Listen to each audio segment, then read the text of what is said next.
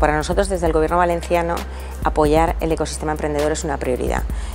Y en ese sentido creo que se ha notado desde el principio que nuestra apuesta ha sido principalmente abrir esa apuesta, permitir a todas las entidades, más de 800 entidades del ecosistema emprendedor en la Comunidad Valenciana, que puedan acceder a ese tipo de apoyo. Iniciativas como estas, que hacemos de manera conjunta, lo que demuestra es que al final este es un ecosistema potente, un ecosistema que a nivel europeo e internacional es muy valorado y que es lo que impulsa al final que estas